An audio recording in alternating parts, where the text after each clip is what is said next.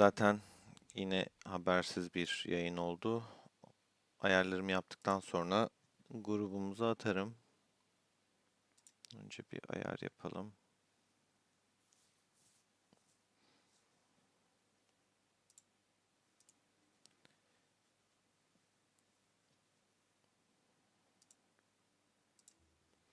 Umarım iyisinizdir, keyfiniz yerindedir. Bugün neler konuşacağız, neler. Böyle bir görkem grubu yok yani. Hani gerçekten şaka gibi ya. Görkemli grubumuz korkunç.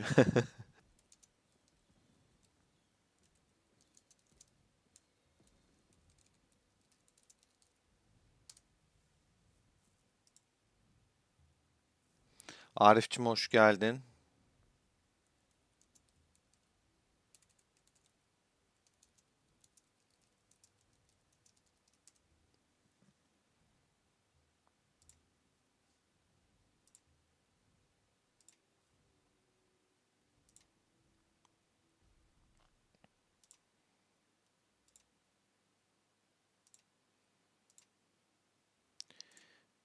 Gelecek olan etkinliği konuşacağız.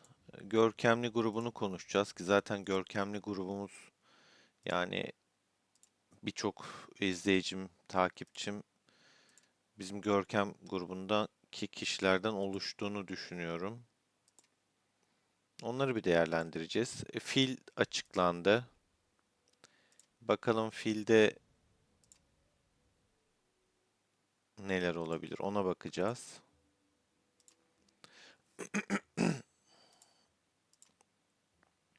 Fil çok önem verdiğim bir etkinlik değil işin gerçeği.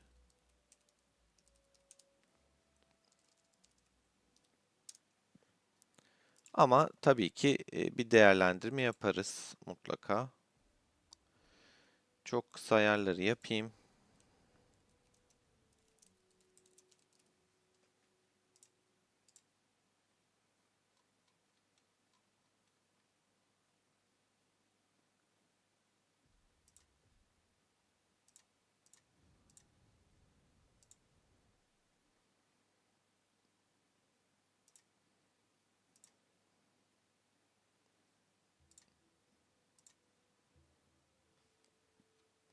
Arkadaşlarımla da paylaşayım. Gelmek isteyenler olabilir. Fener hoş geldin. Bilal'cim hoş geldin. Arif yine hızlı davranmış sağ olsun paylaşmış. Ya Arif sen cansın ya. Gerçekten.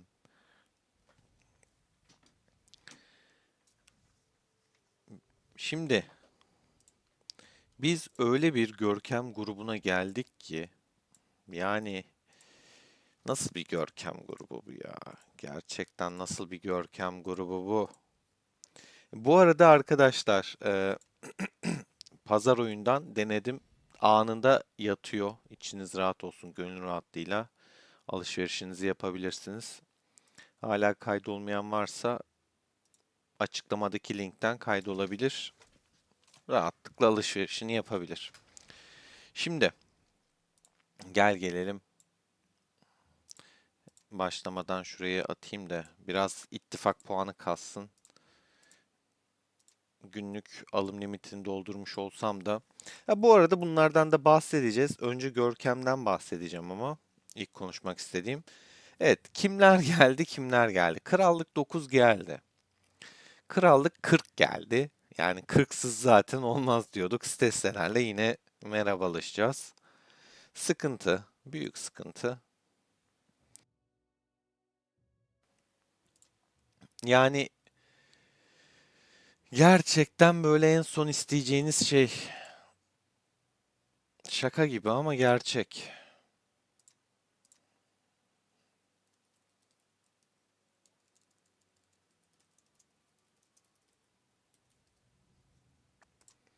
Maalesef böyle bir gerçek var. Mutlu ailesi hoş geldiniz. Sefalar getirdiniz. Gelen arkadaşlar videoyu beğenmeyi unutmayalım. Destekleriniz kıymetli. Çok sağlam bir görkem grubundayız, işin gerçeği. Şu an ilk 3 bu şekilde. 4 krallık 2, bakın imparatorluk değil krallık 2. Yani bu ne demek? Bizden önde olan krallık. Bizde açılmayan kahramanlar orada açıktı, aldılar. İşte o yüzden bize de çarkta hepsi bir arada geldi. Ama bunların hepsinin bir arada gelmesinin bize dezavantaj olduğunu söylemiştim. Çünkü sandık açısından hepsini aynı anda alma gibi bir şansımız zaten yok. Sandıklardan kazık yiyoruz. Krallık 2 bizden önde bir krallık. Beşinci biziz. Altıncı 10. İmparatorluk 10 arkadaşlar. Yedinci 34. Yani gerçekten böyle enlerin olduğu top bir yıldızlı görkem. Bayağı top krallıklar mevcut. İyinin de iyisi var, en iyisi var. Zaten aktifliği şuradan görüyorsunuz. Puanlar korkunç. 1 milyon puana ulaşmış 9. Ne kadar çok aktif kalesi var. Yani siz düşünün. 5 kez aynı şekilde. 40, 2, 100, 10, 34, 130. Sonrası zaten buradan puanları görüyorsunuz. Abi şurada Türkiye ismini görüp şurada görmek üzdü biraz ama yapacak bir şey yok. Ee, ilk 8 ciddi puanlarda zaten. Aktif kale sayısı oradan anlaşılıyor.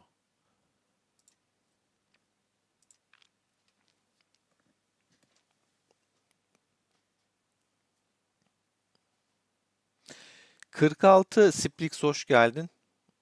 Yani yine sadece 46 ise iyi. Bizimki yani böyle gerçekten yok yok yani. Hani zaten şurası çok tehlike. E, Karate'de biliyorsunuz 10'da toplandı bütün hesaplarını. Dördüncü hesabı hariç 10'da. İttifaklara bakıyorsun. Krallık 2'deki ittifak birinci 425k puan yapmış. 34'teki X34 2. Stesselerinki 3. 4 Krallık 10'dan. Oktay abilerin büyük ihtimal bu da. 5 bizden. 6 9'dan. Türk ittifakı görmek de güzel. Yine bakın 7 5'ten. Yani hep baba krallıklar bunlar. Sonra bakıyorsun 8 yine 9'dan. Bakın o kadar aktif adamlar. Bakın 9'uncu da 5'ten yani. Adamlar çok aktif. Yani zaten göstereceğim şimdi mesela 5. krallıktaki, imparatorluk 5'teki ittifakların puanlarını. Oradan anlayacaksınız. Bakın 10. 10 zaten burada da var dördüncü. İkinci ittifakları da 10'uncu. Burada biraz bize gönderme yapayım. 26'nın ikinci ittifakı çok geride kalmış durumda. Üzdü bu durum beni.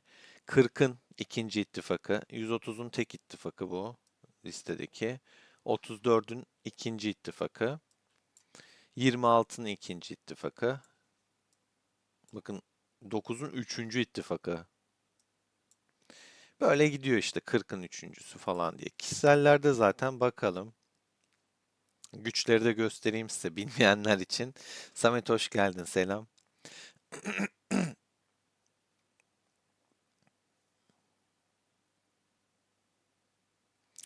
İlk üç zor gibi işin gerçeği. Yani bu görkemde ben bizi ilk üçte ya tabii kimle eşleşeceğine bağlı. Şimdi 40'la eşleşmezsek okey. Ama 40'la kim eşleşirse mesela geçmiş olsun. Tabii filde falan değil de KVK'da. Fil zaten çok puan bir etkinlik değil. Ee, KVK'da.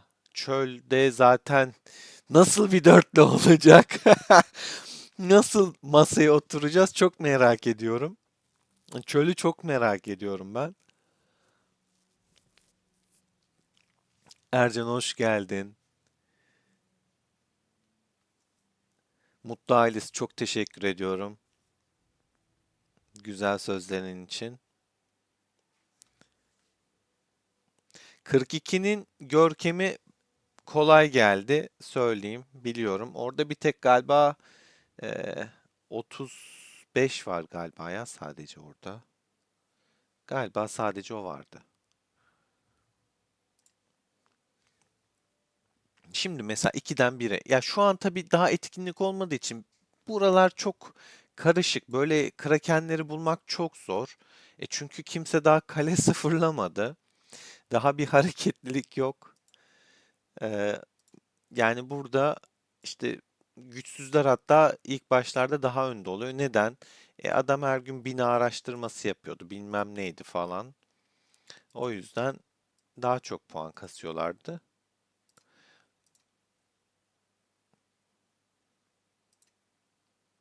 Göktürk İttifakı 11 milyar güçte.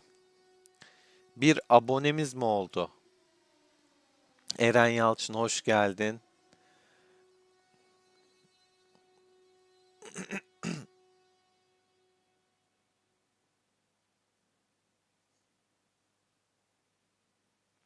Vallahi Plato 9 da güçlü, diğer 2 de güçlü. Yani 5 de güçlü. 5 de güçlü. O yüzden hiç bilmiyorum. Yani ben bizi bir yere tam oturtamadım şu anda. Froykemiz 410 milyona ulaştı.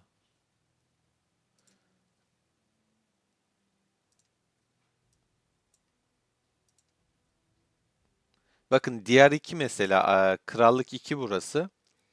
Güçsüz kaleler yani güçsüz demeyelim de orta güçte kaleler bile şeyleri almış durumda. Yeni komutanları. Bunları daha önceden aldılar zaten. Hani çark geldi, çarkla yapmışlardır diye düşünmeyin. Onlar zaten aldı. Biz yetişelim diye çarkta bütün komutanları aynı anda koydular ki bu bir dezavantaj. Yani sende bende olmayan komutanlar Krallık 2'de var. Bizimkilerin adı İmparatorluk diye geçiyor. Bilginiz olsun. Lord Albus. 34'teydi zaten. Hala 34'te. Göç etmemiş. Türk arkadaştı bu da. Yani daha şu an bir şey yok. Yarın biraz daha doğrusu 2 gün sonra hafta sonuna doğru oturmaya başlar liste. Hani Krakenler falan daha hiç hareket olmadığı için.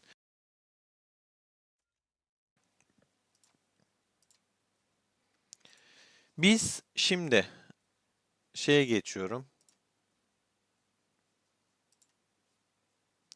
Ne derler? File geçiyorum. Filde arkadaşlar 5 ile eşleştik. 5 bir kere sıralamadan gördünüz. Yani aktif kale sayısı çok fazla. Fil zaten aktifliğe bakıyor. Çek kalkanı, yap toplamanı. Kimin aktif kalesi çoksa o kazanıyor. Yani benim için böyle bir kıstas değil. 5'i bence KVK olsaydı alırdık ama filde yenemeyebiliriz. Ama bir KVK olsa alabilirdik. Baktığımızda Far Right göç etmiş. Bu 5'te değildi. Hatta yeni sezona geçmeden önceki son rakiplerden de hangi krallıktı unuttum.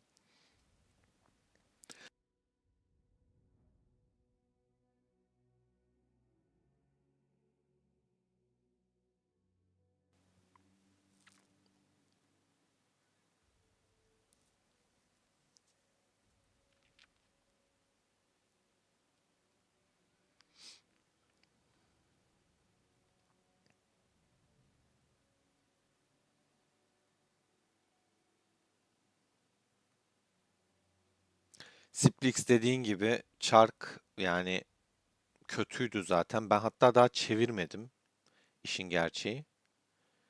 Ee, Herkes de şikayetçi çarktan. Hiç iyi vermemiş. Yok Arif, Lord Albus şey göç etmemiş eski krallığında hala. Gerçekteki adı da Bülent diye hatırlıyorum. 5'in krakenleri bu şekilde. Mbappe. Şöyle baktığımızda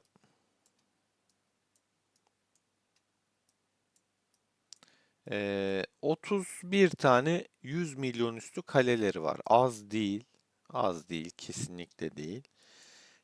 Genel olarak baktığınızda biz daha iyi görünüyoruz güç klasmanında. Bizde Froke 410 milyon, God King 200 bilmem kaç milyon, 50 mi 60 mı neyse işte.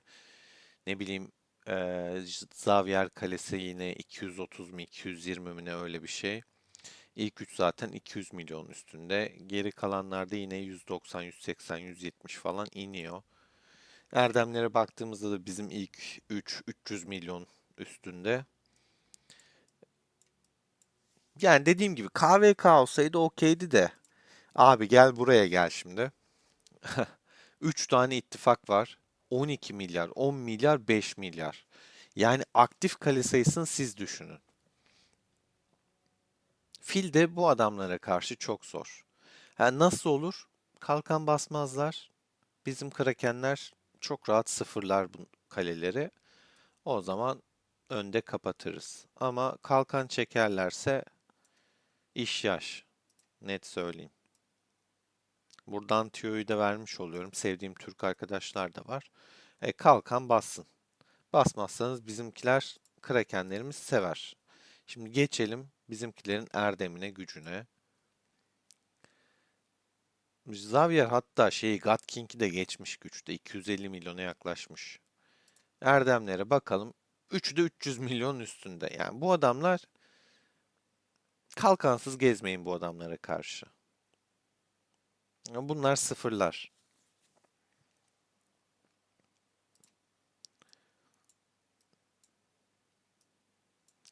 Bizde de şöyle baktığımızda eee onlarda 190 vardı ama bizde 240'lar, 250, 400'ler falan var zaten.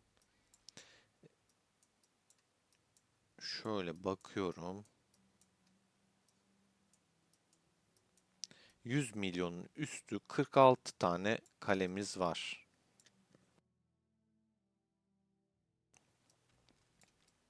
46 kale var. Onlarda 31 tane vardı. Ama ittifaka baktığınızda 14 milyar, 9,5 milyar, 3 milyar diyelim hadi. Onlarınki daha dengeli ve daha fazla aktif kale sayısı var. Bakın zaten burada 89 kale var. Hele zaten şurası boş aslında yani X ekibi falan. Orada aktif kale çok daha fazla. Filde de çalışan şey bu. O yüzden fil açısından çok parlak göremedim. Düşük puan veriyor. Hani çok bir etkinlik değil ama KVK öncesi, çöl öncesi görkemde yer edinmek istiyorsak her puan önemli. Çünkü 40 ile eşleşirsek yandık.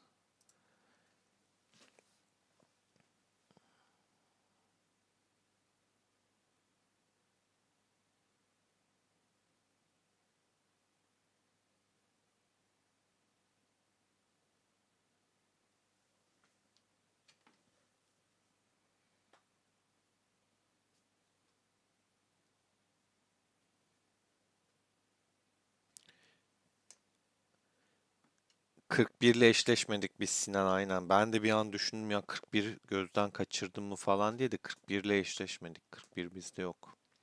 Evet 27 olabilir. Oktay abim hoş geldin.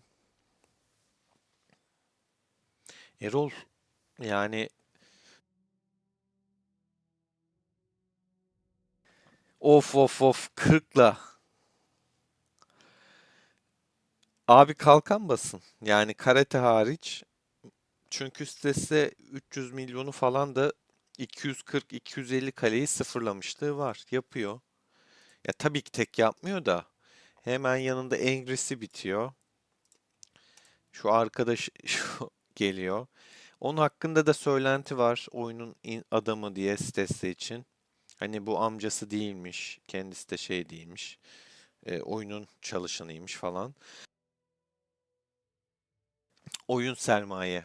Oyun fonluyormuş. Kale sıfırlarken hemen yanına geliyor. Oradan Kavkit geliyor, Mavkit geliyor. Bu arada Kav Mav falan deyince yanlış anlamayın gerçekten isimleri Kavkit, Mavkit. Kalelerin isimleri. Hani sallamasyon olarak söylemiyorum. Öyle koymuşlar. Hepsi geliyor. Bir anda kalenin etrafına bir bakıyorsun. 5 tane kale var. Üşüşüyorlar. Bir bakıyorsun sıfırlanıyorsun. Benim kaleme de kafa atmışlıkları var. Ama benimkini geçtim yine. Hani zamanında Kanuni Kalesi'ne de kafa atmışlıkları var. Hatta bizim Froyke bile kalkan basmıştı zamanında. Çünkü e, dediğim gibi bir garip onların şeyi. Örnek veriyorum, kalkan bastınız 8 saatlik. Abi o 8 saat doldu. Bir dakika geçmeden bir anda kalenin yanında bitiyorlar. Ben de oyunun fonladıkları olup olmadıklarından şüpheliyim. Çünkü kalkanın süresini bile bu kadar takip edemezsin. Saat kaçta bastığının yüzlerce kalenin hesap edemezsin. Yani takip de edemezsin. Mesela bu şu an kalemi izliyorsun. Sen şuraya bakarken hop bastım. Nereden bileceksin yani? Hani tam çeteresine kadar tutamazsın ya bu kadar detaylı. Adamlar anında bitiyor ve senin konumunu da buluyorlar. Yani şu koca harita, şu bildiğiniz koca harita, bakın kocaman harita küçücük oluyor. Bir anda pıt diyor senin yanına geliyor. Biz 40'la çok kapıştık. Yani çok karşılaştık. Bir sürü videolarda hatta izleyebilirsiniz. Anında bitiyorlar. Kalkansız gezmemek gerekiyor. O yüzden onlara karşı puan yapılmıyor doğru düzgün.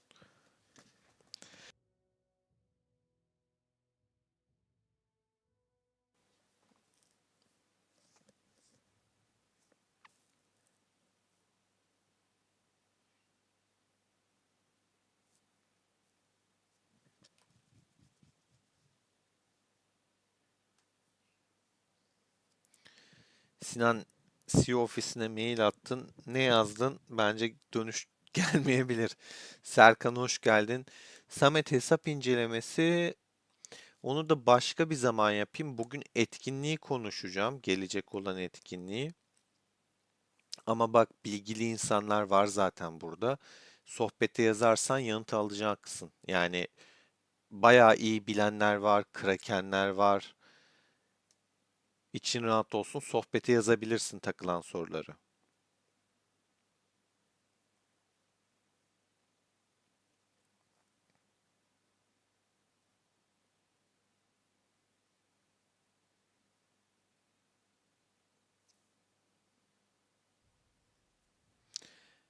Fakir ve parası olmayan oyuncular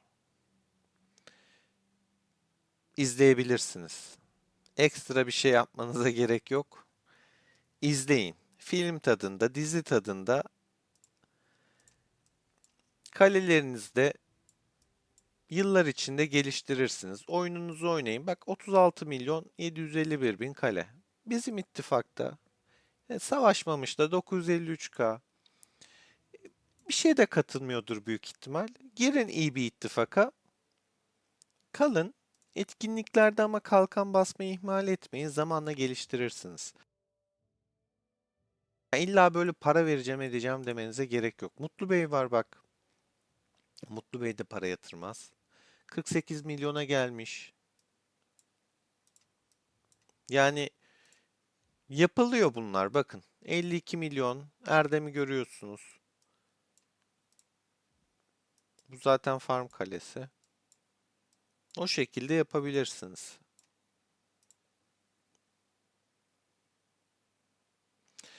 Kalkan için abi mutlaka alarm kurun. Çok önemli. Tamamdır Serkan'ım.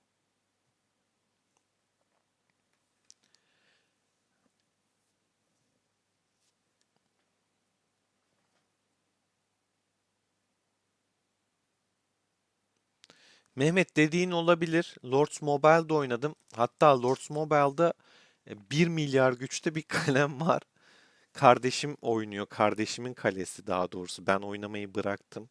Oradaki hesabımı da satmıştım hatta o zamanlar. Ama kardeşim devam ediyor ve 1 milyar bilmem kaç milyon güçte. Şu an mesela o Kraken ama tabii ki orada 6 milyar kaleler falan var. Yani hani beterin beteri var. Lords Mobile bence bu oyunun atası. Zaten o da bakış açısıyla biraz aynı. Orada daha farklı özellikler var. Bak bir ara açıp gösterecektim. Vakit bulamadım. Oyun o kadar hızlı ki sürekli yeni bir şey getiriyor. Yani Lords Mobile'da mesela örnek veriyorum buraya asker gönderiyorum ya arkadaşlar. 1 dakika 5 saniye. Konuşlandır diyorum. Bu adam giderken üstüne basıyorum burada hızlandırma kağıdı çıkıyor. Tabii ki bunlar hani bedava falan olmuyor çok. Hızlandırıyorsun o 1 dakika 5 saniye oluyor işte %10'sa kağıt pat düşüyor pat düşüyor pat düşüyor. Bir anda kaleni vurabiliyor. Öyle şeyler de var. Belki bu oyuna da ileride gelir.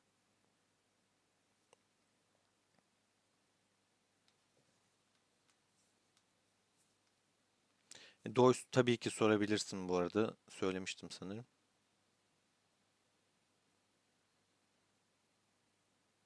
Serkan'ın dediği gibi hani hiç para yatırmayanlar gayet rahat bir noktaya kadar gelebiliyor. Zaman sonuçta zamanla geliyorsun. Önemli olan burada aktiflik. İyi bir klana gireceksin ittifaka. Etkinliklere katılacaksın. Oradan alacağını alıyorsun.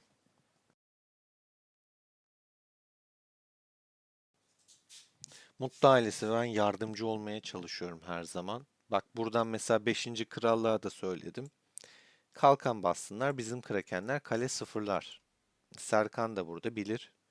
Bizimkiler özellikle God King çok seviyor kale sıfırlamayı. Gider oturur gezer sıfırlar. Froike'nin ruh haline bağlı. O sıfırlamayı seven bir kraken değil. Kimsenin kalesine şeyini yapmak istemez böyle emeklerini yok etmek. Sinirlenmesi lazım. Ya da bir amacı olması lazım. Froike sıfırlamaz kolay kolay. E, Xavier'i bilmiyorum. Kaleyi yeni aldı Kanuni'den. Ne yapar ne eder hiçbir fikrim yok. Ama o da galiba sıfırlayacak biri değil diye düşünüyorum. Ama God King God King'e şurada şu kaleyi gösterelim. Al bunu sıfır, bunu da sıfırlar. God King sıfırlar. O yüzden kalkan basın. Sevgili beşinci krallık, imparatorluk. Bir şey geldi. Umut çok teşekkürler desteğin için. Sağ olasın.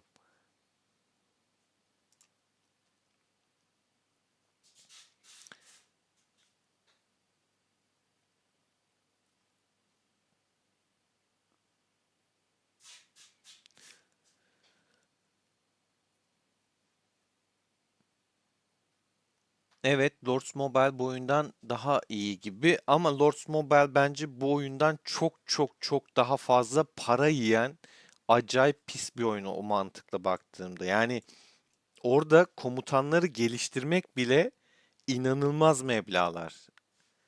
Ya şurada komutan paketi geliyor. Çok korkunç meblağlar. Gerçekten çok korkunç. Hatta vakit kalırsa üşenmeyeceğim. Diğer hesaba geçip Lords Mobile oyununu merak edenler için açacağım. Gerçi indirmem lazım önce ya. Dur arka planda indirmeyi yapayım. Bir yandan bugünkü etkinliği anlatırken arka planda indirme yapayım.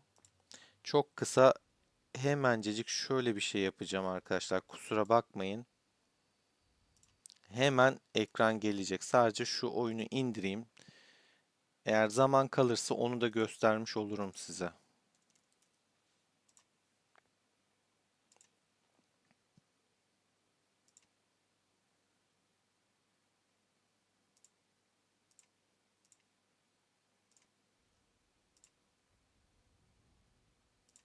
Hemen geldi. Evet Umut ya. Kalkan basın. Yani tavsiyem o. God King sıfırlar.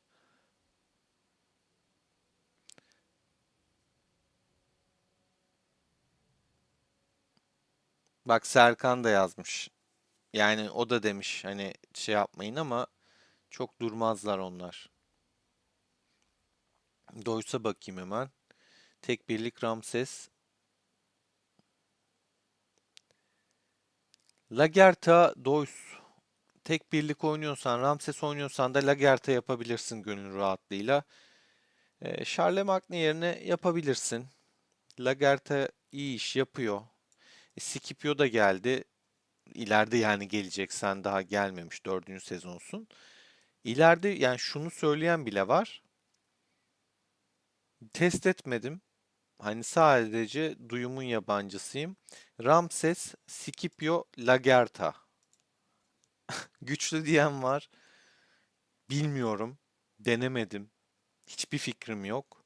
Ama öyle bir söylenti de var.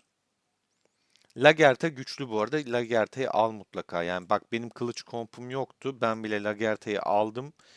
Beşleyeceğim yani bir ara. Bak burada. Bomboş duruyor.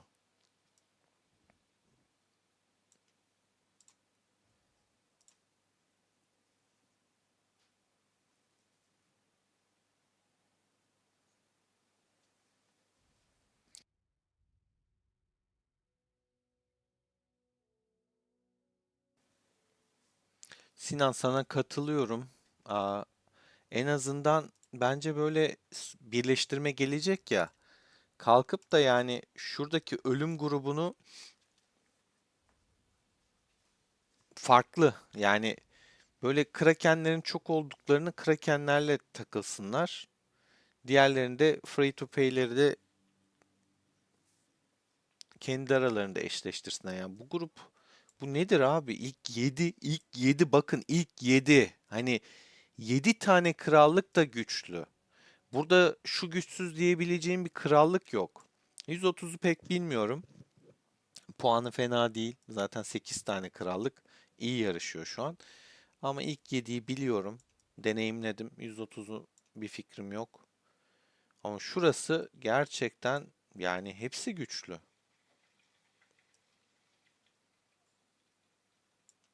Bu nedir abi? Bu nasıl bir eşleşmedir ya? Yani ne yapacağız? Bilmiyorum. Neyse şimdi yeni gelen etkinliğe geçmek istiyorum arkadaşlar. Gelecek olana daha doğrusu. 2 gün sonra geliyor. Ekranı getiriyorum hemen.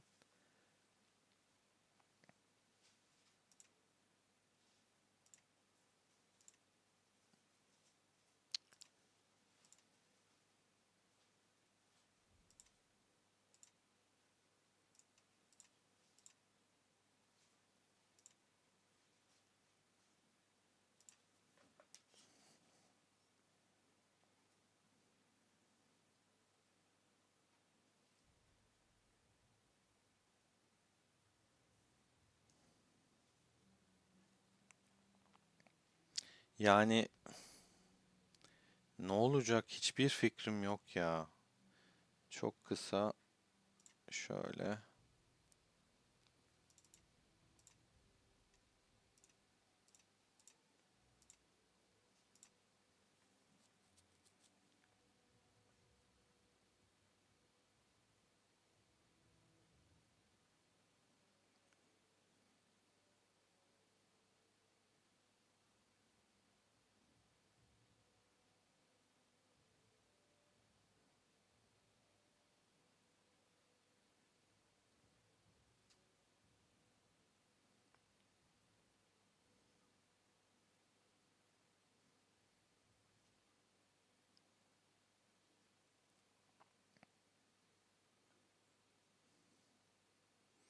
Ekranın gelmesini bekliyorum da nedense ekran gelmedi.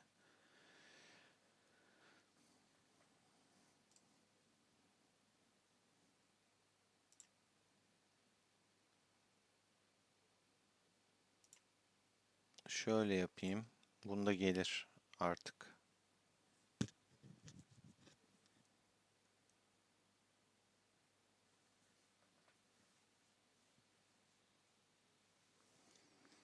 Tek birlikte olmaz Doys.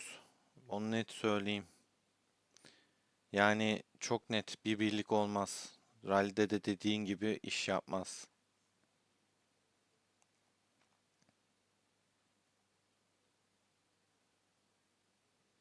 Mulan maalesef Kötü. Senin testi gördüm. Lubu testini diyorsun değil mi Serkan? Bu arada Aralık etkinlikleri kısmında arkadaşlar 19 Aralık 1 Ocak arasında temamız bu.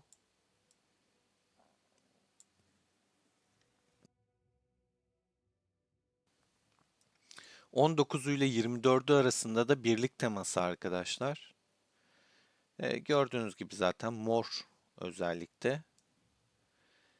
Sizden ricam, bunu hep söylüyorum ben. Bir etkinlik geleceği zaman VIP mağazasını harcamayın. Mutlaka etkinliklerden çıkabilir. Hani aceleniz yoksa hafta sonunu bekleyin. Bu da 26 Aralık'la 1 Ocak arasında geliyor.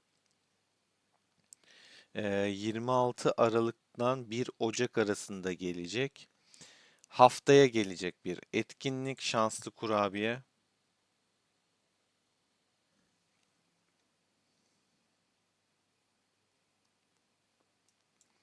Burada yazıyor zaten. 2 kutu kurabiye alabiliyorsun en fazla diyor. Onları da bakın bu şekilde yeni yıl ödülleri olacak. Burada gördüğümüz işte çerçeve, sohbet balonu, kale teması gibi şeyler görünüyor. Güzel bir şeyler verecek gibi.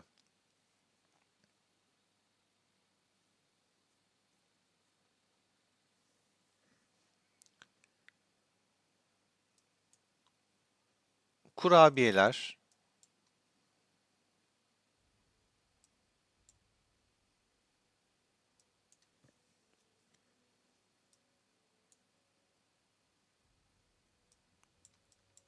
Burada işte söylediği zaten rastgele 6 sayı içeriyormuş.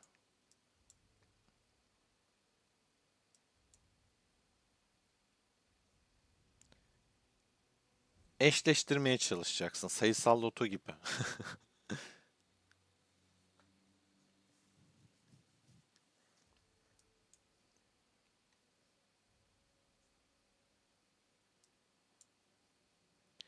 İşte burada 6'da 6 yapan birinci oluyor ödül seviyesi. 5 tane eşleşen 2, 4, 3 falan gibi.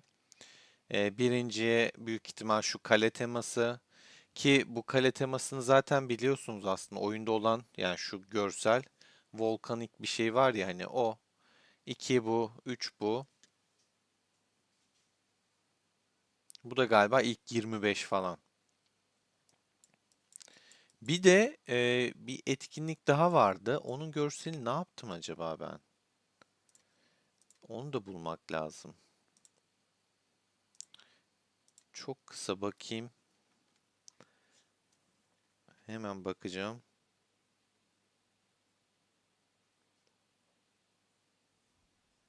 Catherine atmıştı diye hatırlıyorum ama bu hafta sonu gelecekti galiba.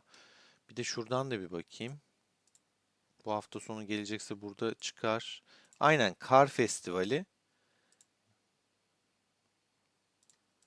Bakın burada mesela bu hafta gelecekte şey var. İmparatorluk parası harcama olacak içinde. O yüzden VIP mağazanızı sakın kullanmayın. Var.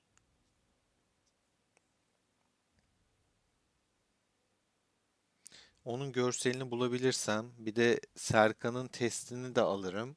İkisini de paylaşırım sizle. Lubu kıtasının en iyi hangisiyle daha çok hasar çıkarttığını test etmiş Serkan arkadaşımız da.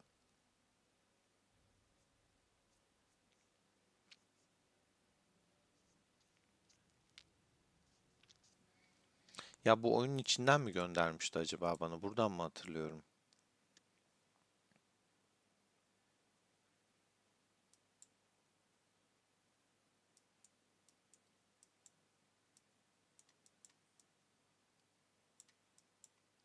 Evet evet burada.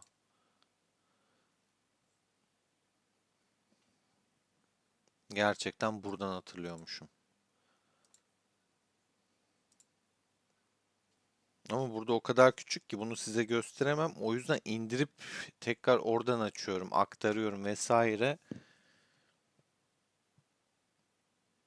Şöyle bir bakayım.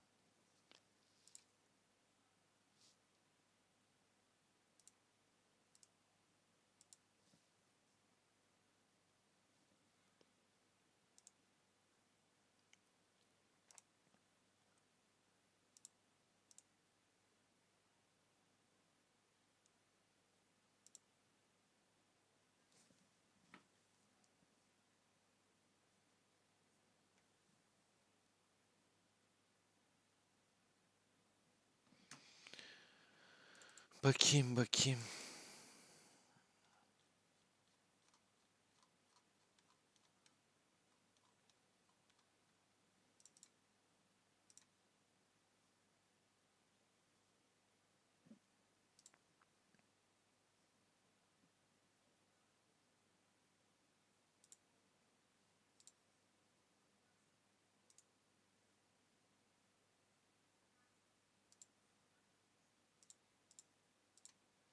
İndirmedi ya. Peki ben bunu burada zoomlayamaz mıyım? Ya da şöyle yapsam sizin için. Telefondan tekrar indireyim, olmadı. Neyse telefonu indireyim de. Ya şimdi şöyle bir şey oluyor. Telefondan oyuna girersem buradaki oyun kapanacak arkadaşlar. Hani size de şey yapmak istemedim. Çok kısa hemen bir siyah ekran takılacağız. Hemen indireceğim. Sonra Serkan'ın Lubu Comp'un testiyle de sizlere sunacağım. Hatta siyah ekran kalmayalım diye şeyi açayım ben. Arkadan çok konuşulan, şikayet edilen konu.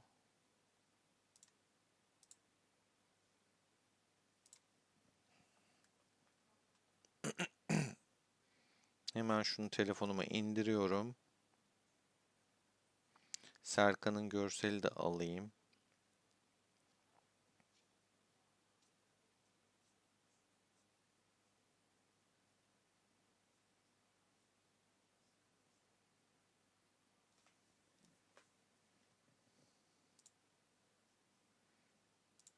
Çok kısa yine bir siyah ekran olacak arkadaşlar.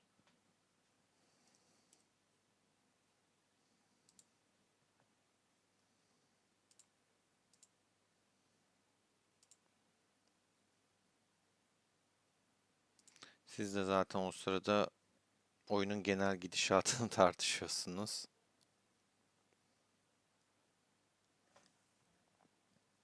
Arada ara yorumları da okuyorum yetişebildiğime.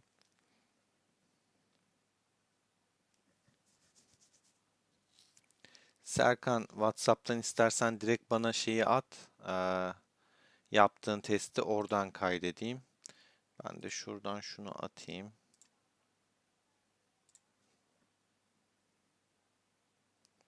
Aramakla uğraşmayayım sohbette. Direkt atarsan kaydedeyim. Oradan da yansıtayım, göstereyim.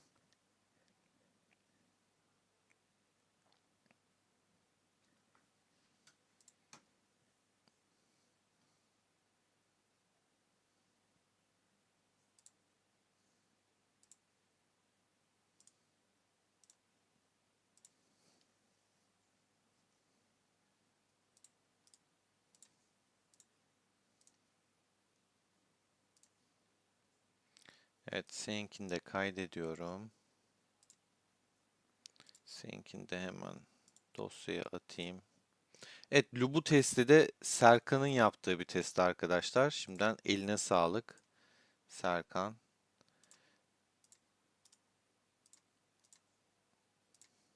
Onun da YouTube kanalı var arkadaşlar bu arada. Takip edebilirsiniz kendisini.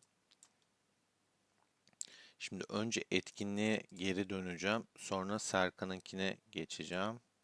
Hemen şöyle açıyorum sizlere de. Yansıtıyorum. Kaçırdığım sohbete de bir bakayım.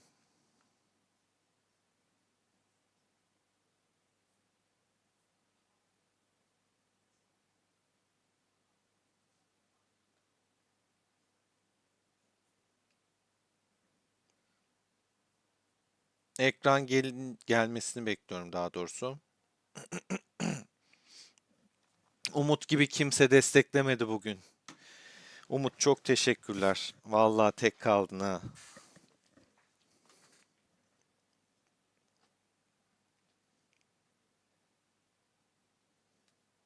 Ekran neden hala gelmedi bende?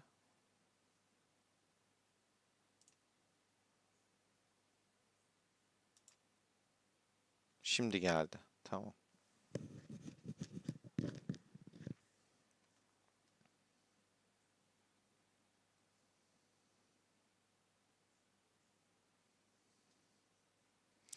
Splix o konuları da gireceğim. Kale seviyesi, gümüş veren paket vesaire. Onları da gireceğim.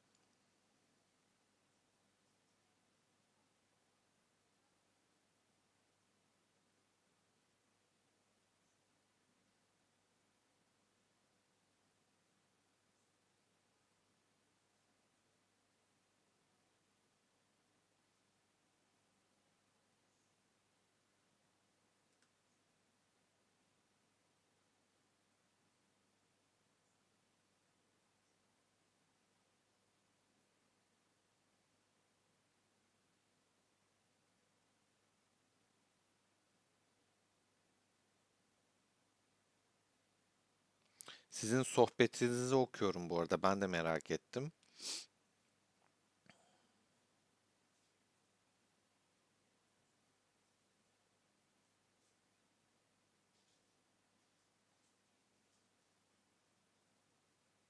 Benim mor araştırmam açık bu arada. Bana soru gelmiş.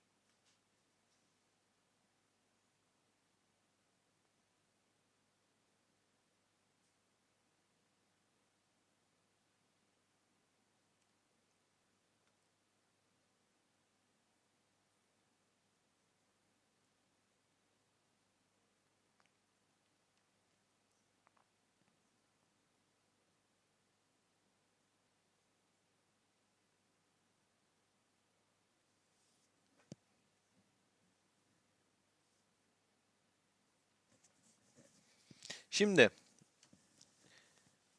hepiniz konuşun, sonra ben de zaten yorumumu söylerim bu konuda, son güncelleme konusunda, ama az çok fikrimi biliyorsunuz. 19 Aralık'ta, yani 2 gün sonra geliyor arkadaşlar ilk etkinlik. Standart bildiğimiz bir etkinlik.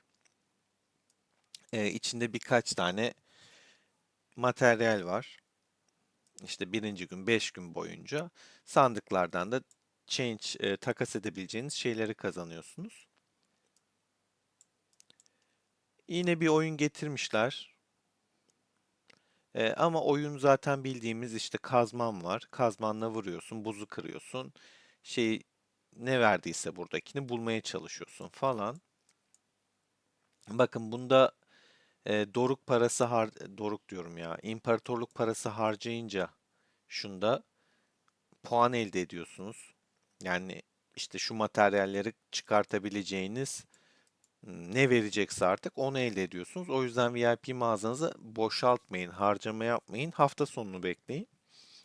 Karlı hediye zamanında yaparsanız daha etkili olur. Çünkü burada takas yaptığınız şeylerden faydalanmış olursunuz. Özellikle free to pay'lere söylüyorum. Doğru zamanda doğru kullanımı yapın. Yani ben de sizin için çalışıyorum burada. O yüzden hani hafta içi hemen yayın açtım. Canlı canlı söyleyeyim dedim. Mesela çark çeviren arkadaşlar, şu an acele edenler yanlış yaptı. Neden? Eğer hafta sonu yapsaydınız, gibi herkeste zaten vali var. Vali de biliyorsunuz, son günde yine çark yapsanız puan alıyorsunuz. Hani vali ise derdiniz, hafta sonu da yapabilirdiniz. Yanlış yaptınız. Buradan torbaları daha az kazanacaksınız. Belki burayı full boşaltabilecekken yetmeyecek, boşaltamayacaksınız. Doğru zamanda doğru şekilde kullanın lütfen kaynaklarınızı. En önemli şey kaynakların doğru kullanımı.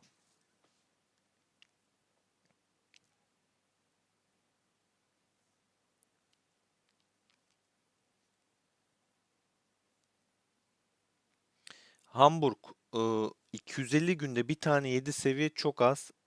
Aşırı aktif değil. ya da iyi bir ittifakta da değildir. Onu söyleyeyim.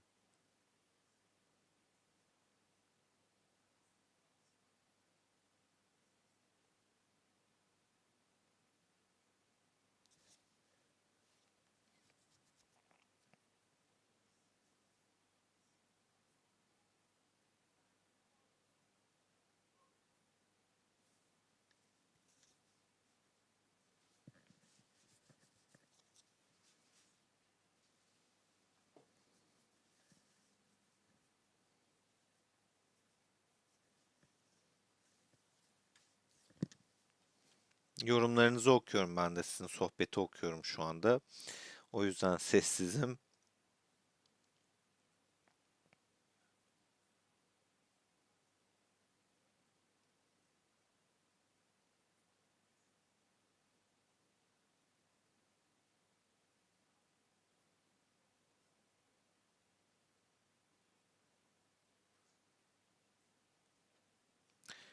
Zaten geleli dün oldu ya Selim. Dün geldi yanlış hatırlamıyorsam. Mesajda yani Ketrin de pat diye bize haber vermiyor. Dün haber verdi. Dün de fırsatım yoktu, yayın açamadım. Ancak bugüne yetiştirebildim. Yani bir gün fark var aslında. Zaten pazartesi haber vermedi bunu.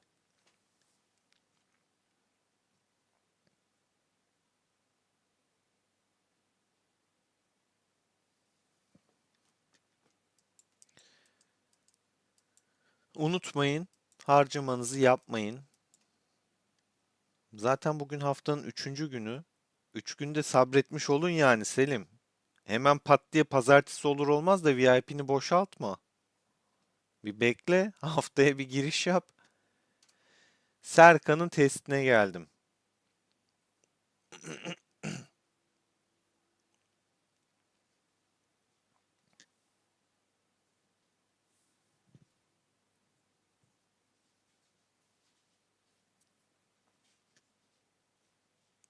Şimdi Serkan, istersen burada sen anlat. Yani tabii zaten görünüyor ama yazıyla sen de bilgilendirebilirsin.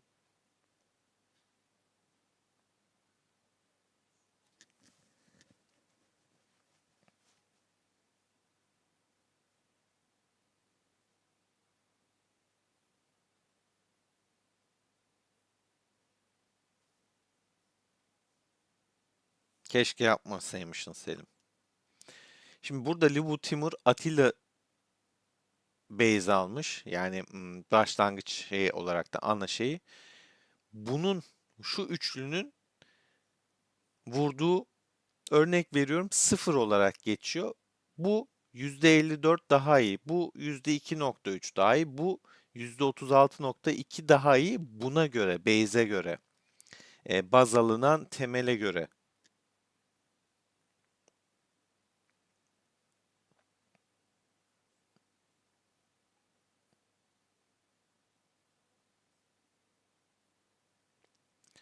Lubu Timur Zhao denemiş.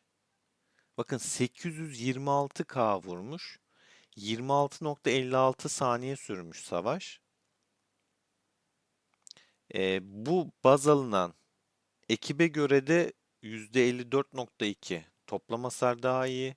Savaş süresi bir tık daha uzun. %13. Hasar çıktısı yine aynı şekilde. Saniyelik hasarda baktığımızda daha yüksek.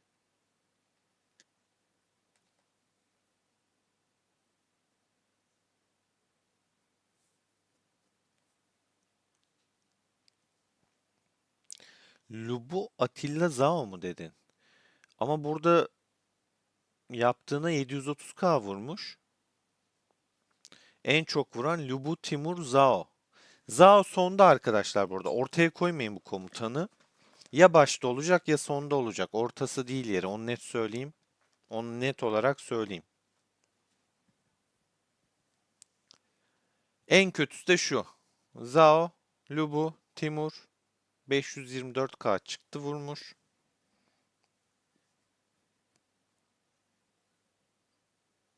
Sürede daha uzun.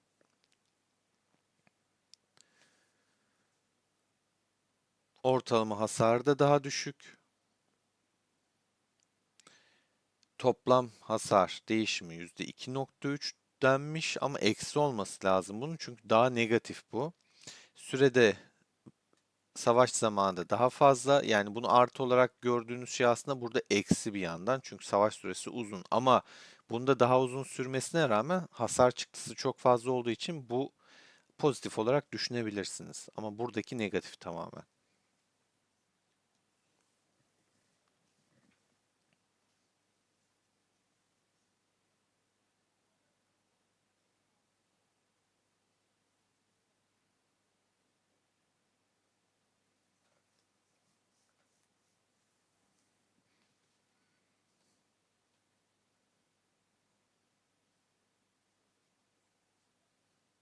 Yüzük yokmuş hiçbirinde. Yetenekleri yazmış burada.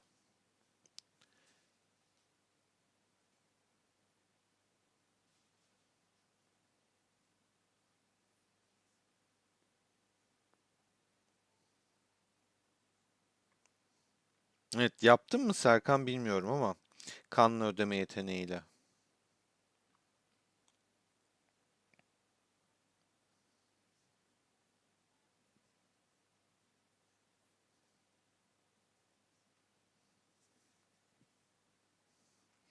Burada zaten not düşmüş Lubu Atilla Zao için ayrıyetten. Logon da güzel ha. Güzel yapmışsın. En iyi yapılan testte şu ekip çıkmış. Ve şu an benim de kullandığım üçlüye bakınca aradaki fark çok çok fazla. Hasar çıktısı da çok fazla. Saniyede çıktığı hasar çıktısı da aşırı fazla. Gerçekten şu komp düşünülebilir.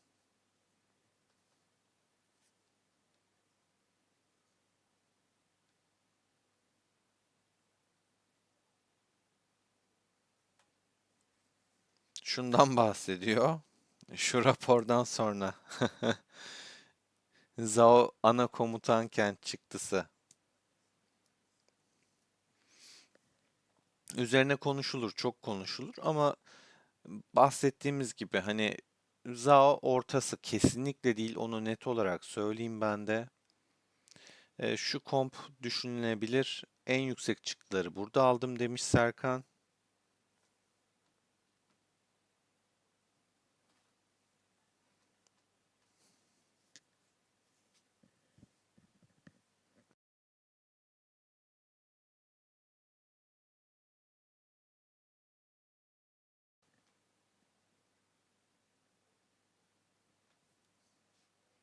Ya şunu bir yandan kafamda canlandırmaya çalışıyorum da Lubu Timur Zhao olabilir.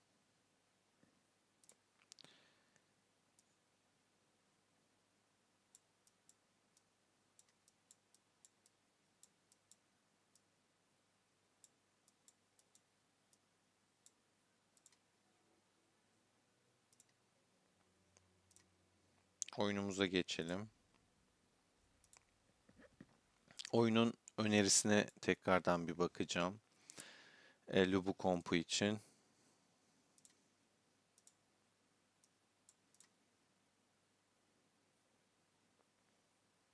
Yani şuna baktığında gerçekten çok çöp çıkmış.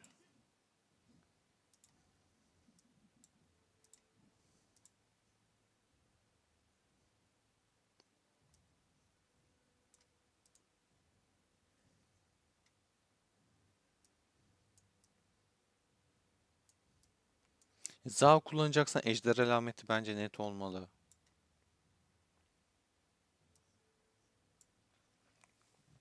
Kara bayrak bilemedim.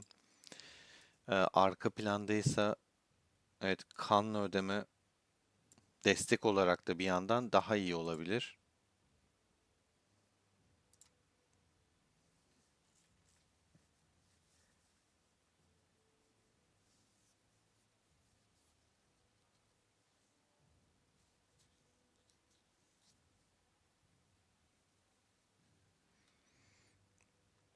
Zao'da bence kanlı ödemeyi kullan Serkan.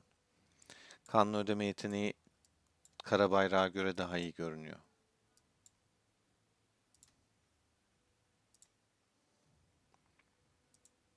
Tek sıkıntı etkinleştirme ihtimali %25, 1/4. Bununki bir tık daha fazla ama bu daha güzel bir yetenek.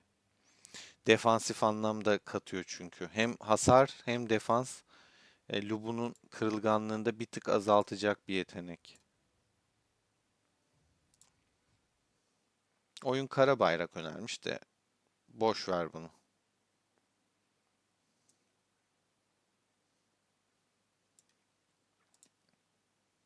Şurada change yaptırıyor mu? Hani şu da olur mu falan diyor mu diye merak ettim. Yok, oyunun temel önerisi bu şekilde olmuş ki Zhao öndeyken pek iş yapmamış yani rapora bakınca.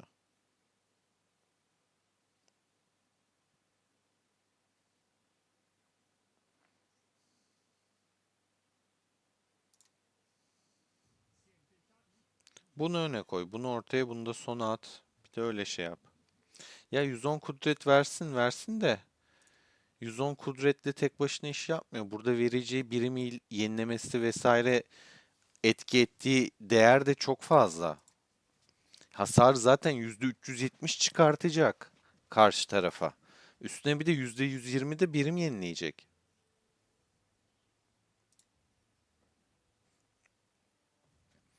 %10 kudret arttırıp tek bir şeye odaklanmaktansa karşı tarafa hasar verip üstüne de kendini yenilemek bence daha mantıklı olur.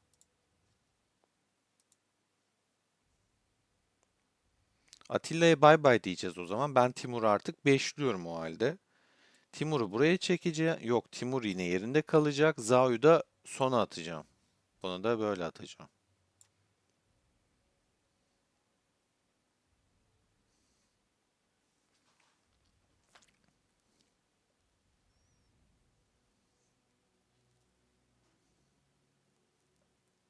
Dene dene Serkan, bir kanlı ödemeyi dene.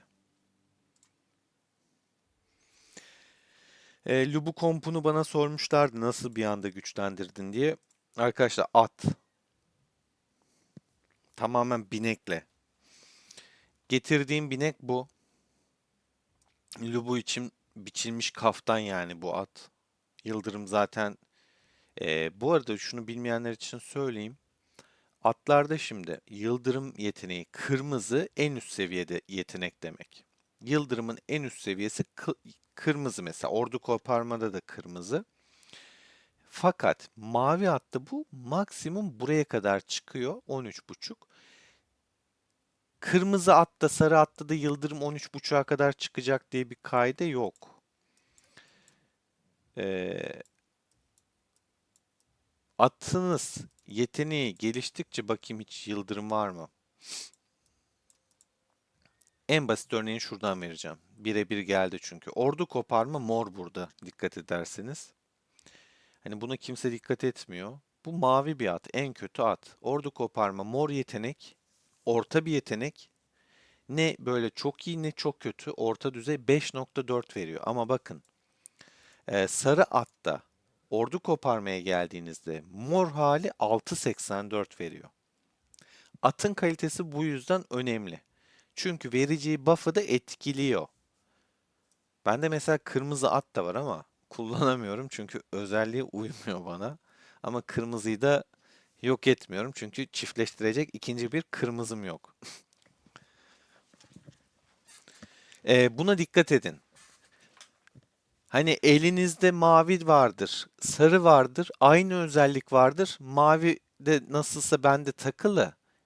Yakayım demeyin. O sarıdakinin buff'ı daha fazla olacak. Aman ona dikkat edin. İkincisi, süs eşyasında arkadaşlar doğru yeteneği bulacaksınız. Doğru yeteneği bulana kadar ben üretim yaptım. Kaynayan kan. Lubu'nunki kaynayan kan arkadaşlar. Ve sarı yaptım yani hani bunun yeteneğini sarıya getirdim. Ee, Burada yazdığı gibi zaten kritik vuruş Lubu yapıyor. Hemen arkasından ne yapıyoruz? Birimleri yeniliyoruz. Hem de %135. Ve kahramanın ikinci vuruş beceri hasarı 3 saniye boyunca %10 artıyor. Ciddi bir artış. Arkasına Lubucumun Timur'umuza normal saldırı hasarı %6 azalır. Valla at Serkan, o at çok güzel ya. Buna da yetenek olaraktan bir şey kasmadım. Bu değil hatta bunun süsü. Atları değiştirmiştim de atı yeni çıkarttım şunu. Nerede ya? Timurcumun atını yeni çıkarttım. Şunu, dirayeti. Bu bununki değil. Bunun süs eşyası farklı.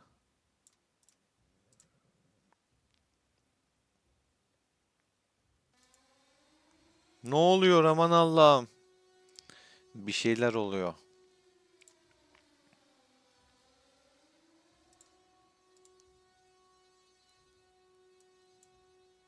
Bir bakayım.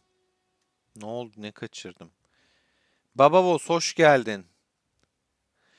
Ee, Videoyu beğenmeyi unutmayalım arkadaşlar. Destek olmayı unutmayalım lütfen. Bununki bu arkadaşlar. Direniş. İlk 18 saniye boyunca alınan ilk 3 beceri hasarın her biri %5.74 azalıyor. Alınan hasar da 3.83 azalıyor. 18 saniye sonra alınan tüm hasar azalıyor. Yani defansif olaraktan bunu koymuştum. Bilginiz olsun. Kırmızıyla sarıyı birleştirince yüzde kaç? Bilmem, hiç denemedim. Bakayım. Gidelim birincilik sahasına. Atlarımızı da bir arayalım. Ya ben bu atları çok ihmal ediyorum. Bir gün işte oturup atları yapıyorum. Ondan sonra çıkıyor. Bir anda güç patlamam oluyor. O yüzden arkadaşlar. Mesela kaç tane at var? 65 tane at var şu an. Kırmızıyı ekleyelim. Ama kilidini açacağız. Kırmızıdaki kötü değil, ha, sert özelliği. Yanına da bir tane şevkli ekledik. %100 kırmızı. Yani kırmızını yakmıyor. Ya Serkan, şu şeyi atıp durma. Shrek'in Negan'la Shrek karışımı bir tip.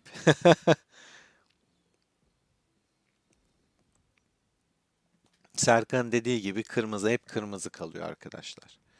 Ama çiftleştirmeye gerek duymadım çünkü vakit ayıramıyorum bunlara. Çok fazla. Şu an elimde de 65 tane at var, aslında çiftleştirmeye bekleyen bir sürü mavi var gördüğünüz gibi.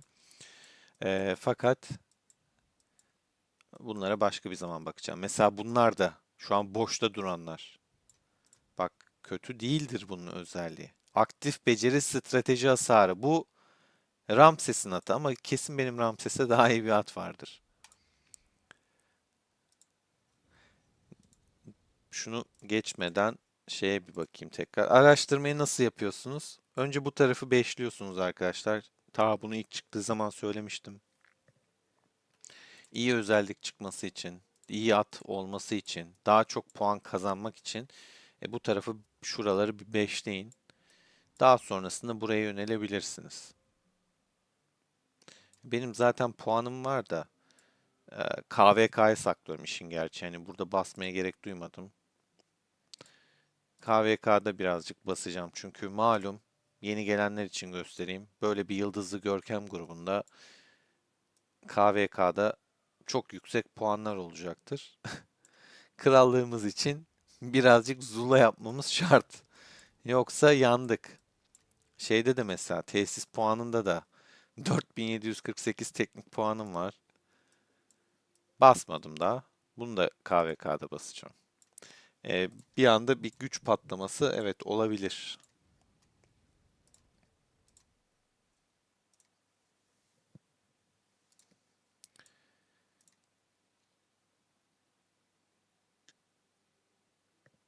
Ya onu ben şöyle yapıyorum işin gerçeği arkadaşlar bu arada. Uğraşmıyorum tek tek oturup.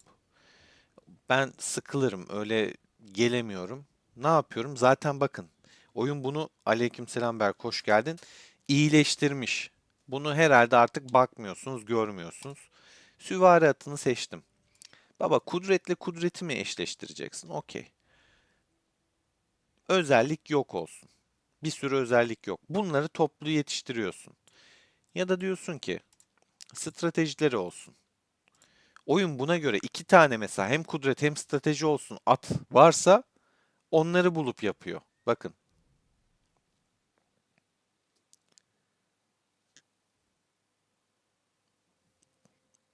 Berk o konuları çok konuştuk ya. Çok sıkıntılı bir grup. Vallahi zor. Nasıl bir yıldızlı görkem bu? Bu ilk çıktığında böyle detaylı değildi. Çok tırt bir şekildeydi. Toplu yetiştir diyordun. Bam güm ne varsa basıyordu. Adamlar şimdi artık detaylı yapmış. Mesela zırhla kuşatma 2 tane at var mı? Varmış. 5 tane atta da 2 özellik de varmış. Git diyorsun bunları yetiştir diyorsun mesela. Hani kudretler yanmasın, stratejiler yanmasın diyorsanız bunu kullanabilirsiniz. Boş boş da vakit kaybetmezsiniz. Ya da atıyorum kudret tek özellikli at. 2 tane varmış bakın tek özellik. Ama bununki sarı. Ben bunun da yanmasını istemiyorum. Diyorum ki nadir ve altı olsun. Bak bir tane sarıyı da yok etti. Eğer nadir ve altı olsaydı birleştirecekti. Yani tek tek uğraşmayacaksınız yine. Ben bunu kullanıyorum.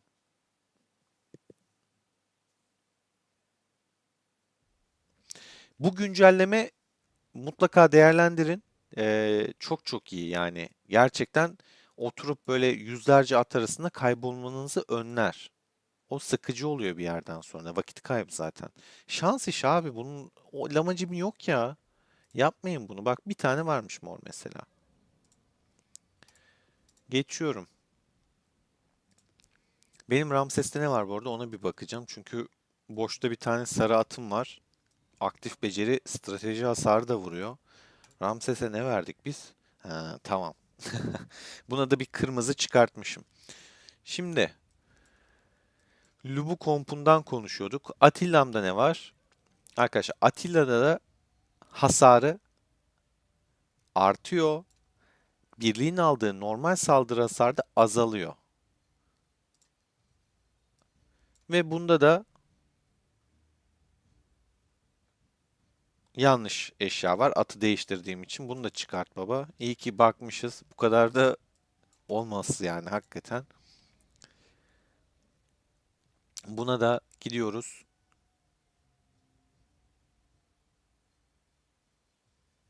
Şunu parçala, kafa karıştırıyor. Gönder.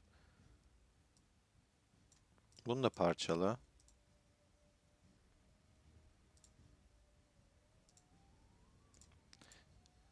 Aynısı. Direniş. Bunu da koyuyoruz. Savunma ama. Dikkatinizi çekerim bu savunma. Lubu'nun kırılganlığının bir tık önüne geçmesi için savunma koyuyorum. Bunlar gelişmemiş süs eşyaları. O yüzden diğerleriyle karışıyor bazen. Ee, Çünkü geliştirdiğim burası var. Bakın bunda da direniş var mesela. Kiros'unda. Bunda da mor 3'e getirmişim.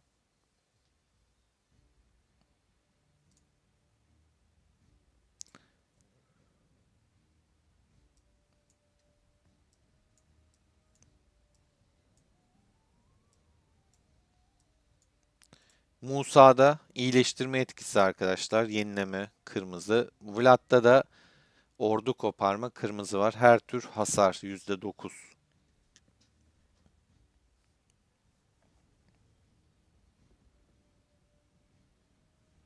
Ya Fırat'ım ya sen nasıl bir adamsın ya? Nesini seviyorsun? Bak bir sürü kırmızı yapıyoruz burada.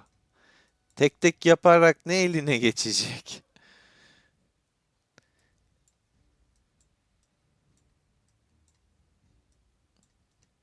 Şunun güzelliğine bak ya. Asil hayvan ya. Gerçekten asil. Evet şimdi geçelim diğer konuya. Bak Selim hemen attı konuyu. T8, T9.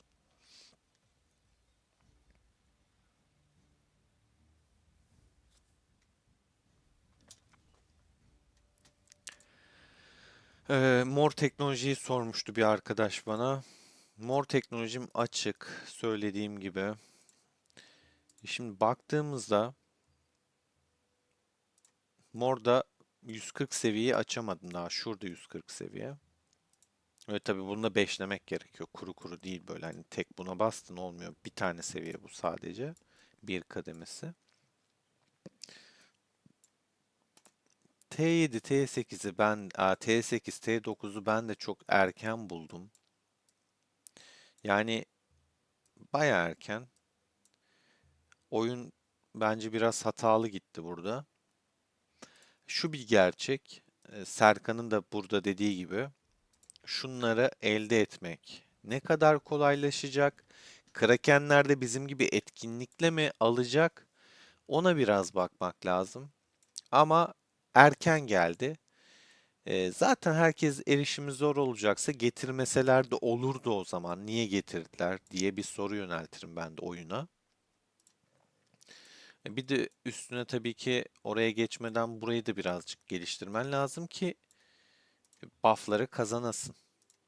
Yani özellikle şurada çok güzel artıyor, %2'ye geçiyor. Burada da bildiğiniz dayanıklılık, yenileme hızı yani kabile kesme falan çok çok artıyor. Lords Mobile'e dönüyor. Bildiğiniz Lords Mobile'da böyle. Bunlar var bu arada. Dayanıklılık, yenileme falan vardı. Biraz ona çalıyor.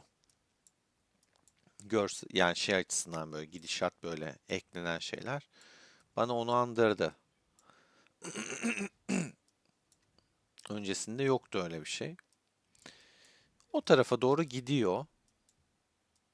Ne olur çok merak ediyorum. Tabii ki de söylenebiliriz. Benim de paralı askerim bitmedi daha. Birinci sayfam full.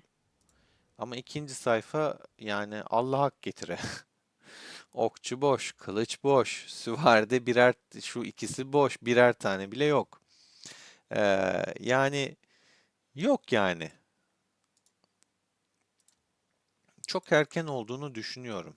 O konuda netiz. Ama şöyle de bir gerçek var. Hani ben merak edip baktım. Mesela bizim Freuke'nin kalesine bakalım. Hadi gelin gidelim bakalım.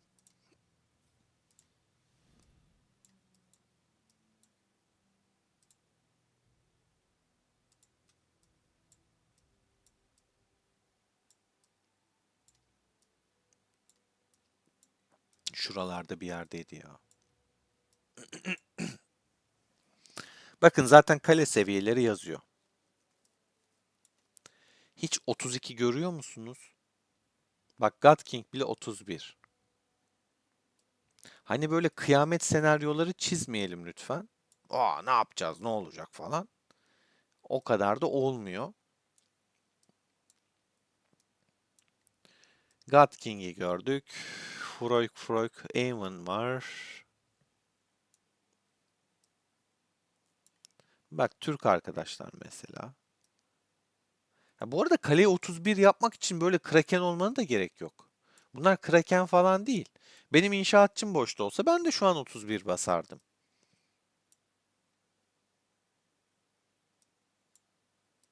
İnşaatçılarım 80 günlük inşaatta olduğu için şu an işimiz çok zor. Ah 58 milyon adam 31 level kale var. Froike'yi de şöyle göstereyim 31 level. Yani pıt pıt pıt ilerlemek o kadar kolay değil Serkan'ın dediği gibi. Oyun paket getirir mi bilmiyorum. Benim inşaatçılar da sağ olsun üçü de tam 80 güne denk geldiği için kaleyi 31'e basamadık. Bassaydım güzeldi çünkü 4K birlik kapasitem artacaktı.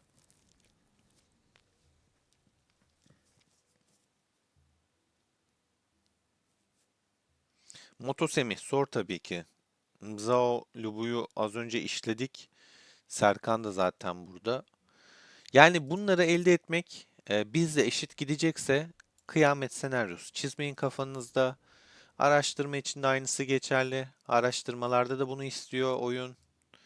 Baba sen bunu yapacaksan diyor önce şundan 10 tane olacak diyor. Bundan olacak diyor. Yani pıtır pıtır pıtır öyle kafana göre ver parayı çal düdüğü olmayacak diyor. Ama şimdilik. Hani getirir mi bilmiyorum VIP mağazaya falan. O taraflar muğlak. Ama şu an baktığımızda anda bu kadar işte. 335 inşaat için, 191 de teknoloji için.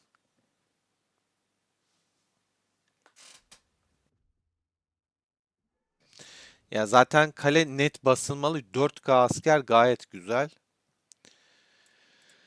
Tavernada da baktığınızda bekleme kahraman seviyesi limitini arttırıyor.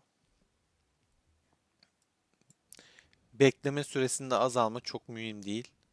Göreve alın bekleme dediği arkadaşlar. Asker şuradan çağırma. İşte örnek veriyorum 5,5 saat değil de 5 saat 20 dakika olacak gibi. Ama kahraman seviyesi önemli. Tabii ki üniversite çok önemli arkadaşlar. Burada gideceğiniz öncelik. Araştırma hızı. %2. %2 için adam şehrin dibine ışınlanmaya gidiyor yani.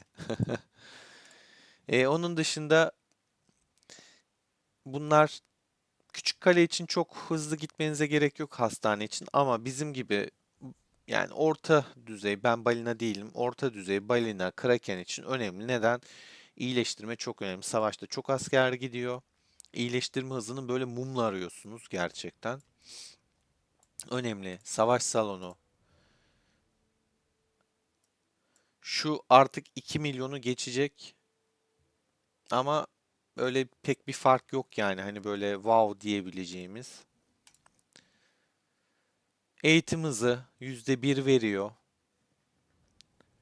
Bilginiz olsun. Kapasite hani 100 asker çok mühim değil şu an. O yüzden ona bir şey demeyeceğim. Bir de 100 asker demek aynı zamanda günün de artması demek. Ama eğitim hızı önemli. O konuda güzel. Ama öncelik tabii ki ne? Kasaba.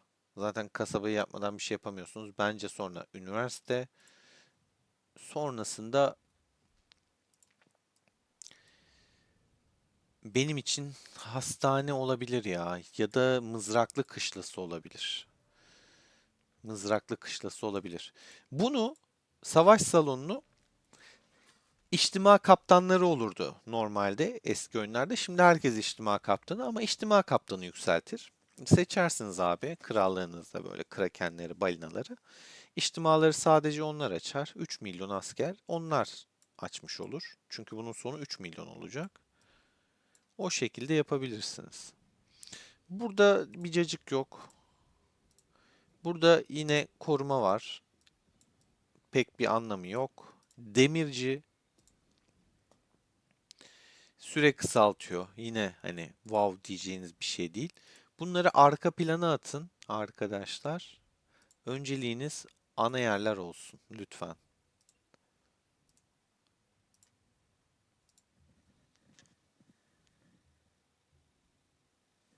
Surlar tabii ya, surlar var da. Ya şöyle, hmm, yani ben surları düşük kalelere önermem. 100K sur çok bir anlamı yok yani. Surun geliştirsene geliştirmesine. Kraken gelip yine kafa atıp sıfırlayacak bunu. Çok bir anlamı yok o yüzden surun. O da ikinci planda. Keza muhafız da aynı şekilde. Sen bunu yükseltsen de Kraken gelip yiyeceği için onlara çok abanmayın. Ha, Lords Mobile'de mesela ne vardı? Tuzak kale vardı arkadaşlar. 10 milyon T1 asker varsa o kalede gelip de seni Kraken kafalarsa o Kraken'e geçmiş olsun. 10 milyon T1 adamı mahvediyordu. Keza yine Gözcü Kulesi'ne de gerek yok. Hani hepsine değineyim diye o zaman şey yaptım. Bunların hiçbirine gerek yok arkadaşlar. Gösteriyorum zaten. Yiyecek üretimi. Farm kaleniz için tabii ki var. Hani farm kalesi olanlar oluyor oyunda ikinci bir kale olarak. Üretimi arttırmak için ama öncelik kasaba, üniversite. Üçüncüyü de ne olduğunuzu bilmediğim için artık hastane mi, kışla mı ya da kraken misiniz, savaş salonu mu, içtima mı açacaksınız bilmiyorum. Ya da taverna mı size kalmış. Ama diğerleri değil yani onu net söyleyelim.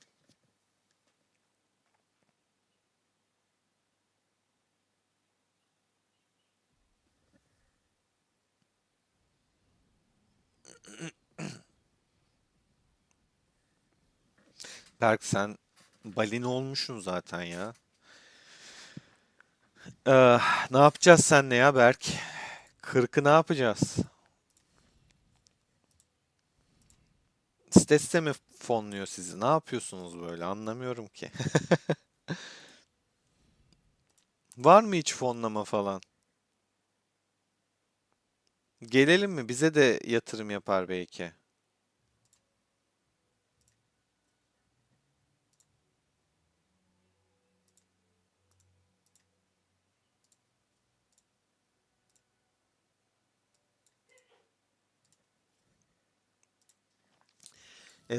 Videoyu beğenmeyi unutmayalım bu arada arkadaşlar. Destekleriniz kıymetli. İnşallah eşleşmeyiz ya. Vallahi ya. Bizden uzak Allah'a yakın. 40 yani ona da Allah kolaylık versin. Onunla eşleşmişler. Şu anki fil eşleşmeleri 40 10 26 5 9'la da 2 eşleşmiş galiba.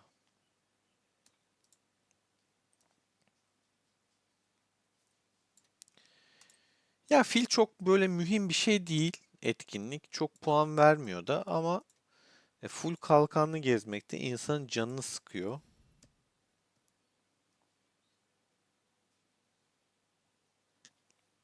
Berkçim ağzını hayra açar mısın ya? Bak kanaldan banlayacağım şimdi seni. Biz istemiyoruz kardeşim sizi istemiyoruz. Biz sizinle eşleşmek istemiyoruz. 40 Allah kime veriyorsa versin. Ya 40'la eşleşince şöyle bir sorun var bir de puan da kasamıyorsun. Kalkan basıyorsun çünkü. Ben şimdi kalkan basmazsam 40'ta gittim fil de atıyorum eşleştik. Bir tane kalenin gitmiş farm yapıyor kestim. Abi bu herifler sonra bela gibi başında bitiyor gelip kaleni sıfırlamaya çalışıyor. Al başına iş.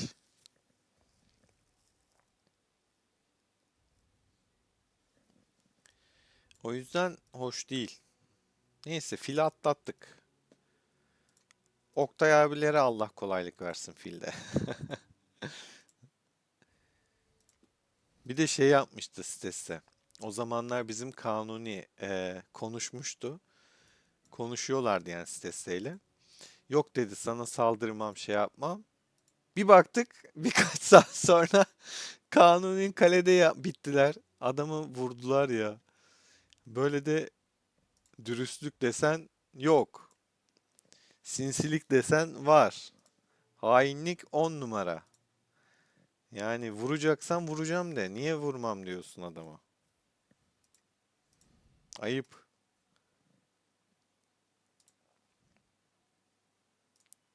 Öyle de bir anımız oldu yani. Geçmiş videolardan Kanuni Kalesi'ne vurduğu an var mı bilmiyorum ama kapışmalarımız çok var. Oradan bakabilirsiniz arkadaşlar. Ana panele zaten canlıları da ekledim. Canlı yayını bulamayan arkadaşlar varmış. Onu da ekledim. Paşa'nın da dediği gibi KVK'da yine kalkan basılır da fil uzun sürüyor ya. Uzun sürüyor abi. Her gün her gün her gün. İnsanın da psikolojisi bozuluyor.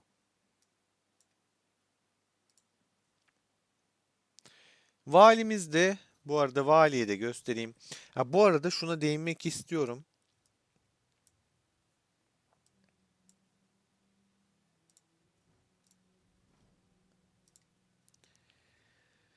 Avlan ve İz Sür mağazası ya kesinlikle çok güzel bir mağaza. Ben her şeyi tükettim. Bir tek bu kaldı. Bunu da alamıyorum. Yani günlük kapasite bu kadardı. 4000'de 4000. Her gün 4000 yaptım. Her şeyi tükettim. O yüzden çok güzel bir mağaza. Ya 10 çekiç, 40 magma, 16 mor müco sandığı. Hızlandırmalara değinmiyorum zaten. Beşer gün her birinden. Teknik puan 200. Sarı sandık. Teçhizata ihtiyacım yoktu. 4 tane varmış zaten. Hem de zaten teçhizatım çok. Kaynak ihtiyacımız. Ben bu mağazayı çok beğendim. Bu etkinliği de sevdim. Bence daha sık olmalı. Bir de şöyle sıralaması var. Ha, bu ödüller çok mühim değil, ittifak ödülleri. İşte 3 kafa birinciye. Ama yine de güzel, boşta geçmemiş. Bir de böyle verelim demiş. Ben bu etkinliği çok beğendim. Avlan ve İssür. İnşallah sık sık gelir. Yani bakın, free to play oyuncular için de bunlara ihtiyaç var işte. Adam bu mağaza sayesinde, ya şunlar çok değerli şeyler bu arada arkadaşlar, küçümsemeyin, hani sakın küçümsemeyin. 10 çekiç ne demek ya, 10 çekiç? Sarı sandık ne demek? 16 tane mor sandık falan, bunlar gerçekten çok iyi. 40 tane magma kristali, ya gözünü seveyim. Hani şimdi takvimde çıktı mesela hazine avı. Abi şuraya bak. Birinci ittifaka 30 tane veriyor zaten. Burada 40 tane magmayı alıyorsun. Kişiselden de toplam, hani hem ittifakın birinci şey olacak hem de kişiselde yapacaksın. 40'ı ancak öyle elde ediyorsun. Zaten mücevherlere değinmiyorum bile, pahalı. Paket fiyatlarını biliyorsunuz mücoların normalde. Şuradan bakalım mesela. Bak, 4 tane. Şu üçü istediğin taşı seçebildiğin için biraz daha değerli. Pahalı yani, gerçekten iyi. Aktif kaleler oradan yırtıyor. Onun dışında bu zaten geçici. Hani anlık, bir daha gelmez. L11'in dediği gibi gelmeyecek olan bu bence. Diğerini ben bekliyorum. Avlan ve Sür gelmeli.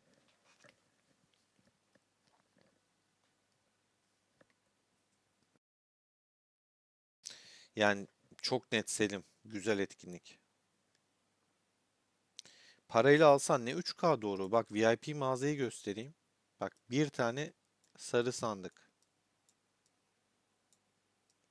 VIP 14'te açılıyor. Ve fiyata bakar mısın? 12.880 imparatorluk parası.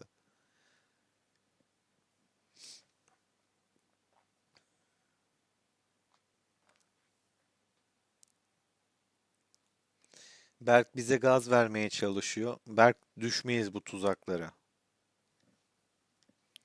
Yani verdiği ödül şu: 12.880 ve indirimli hali bu VIP mağazası 14. seviye olursan. Çekiç verdi. Çekicin değerini göstereyim arkadaşlar. 10 çekiç, 5K imparatorluk parası. O da VIP mağazası yine, bakın. Mor Müco tanesi 3760 imparatorluk parası. Ve orada 16 tane mi ne vardı, yani gerçekten çok sağlam bir etkinlik. Orada rahat 70-80K'lık bir imparatorluk parası harcaması var. Ve VIP, yani hani indirimli fiyatları, normal fiyatı değil. Normalde daha da yüksek. Paketle alsan zaten daha da pahalı.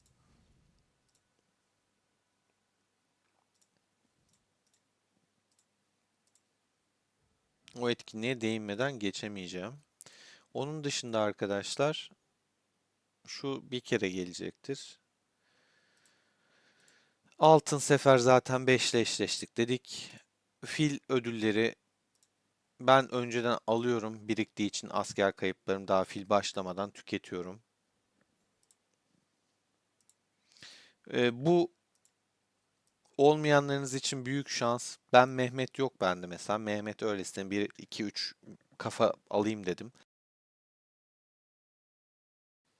Çünkü hem okta hem kılıçta kullanılabiliyor. İşlevsel bir kahraman ve iyi de bir kahraman. Buff'ları tuttu mu fena.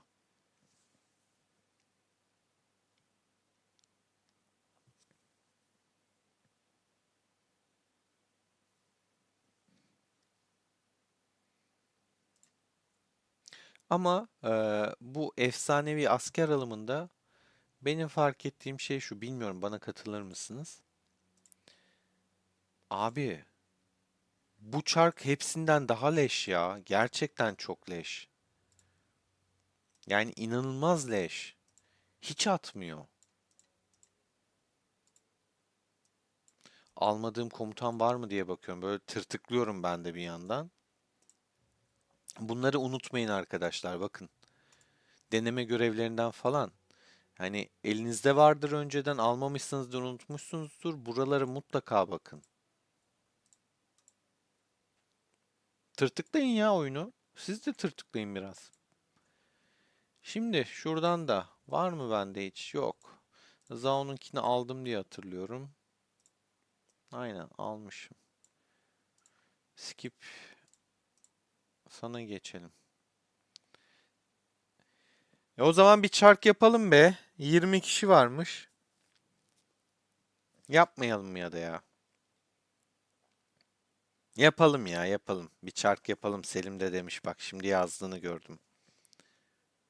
Yeni etkinliği aktardım paşa ya. Söyledim. VIP mağazaya o yüzden. Aa doğru ya Selim harcayamam.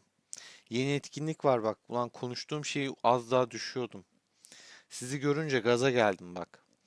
Hafta sonu etkinlik geliyor. İçinde şey var. İmparatorluk parası harcama var. O zaman harcayacağım. Hafta sonu beraber çark yapalım. Ee, Orada imparatorluk parası harcama var.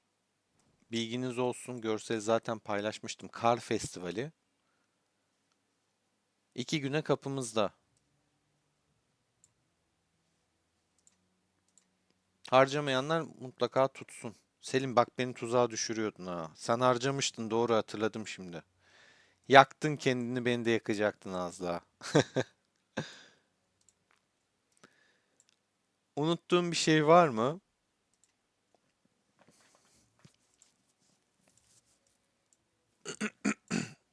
Her şeyi anlattım. Bunu da ara ara getiriyor. Fena değil. Boş beleş bir şeyler alıyoruz.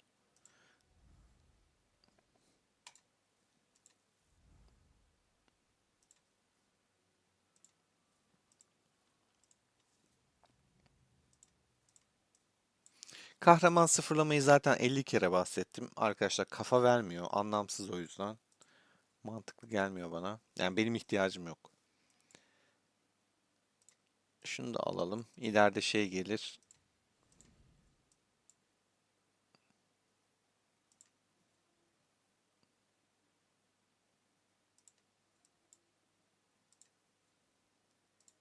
Evet. Aktaracaklarımız bu kadardı.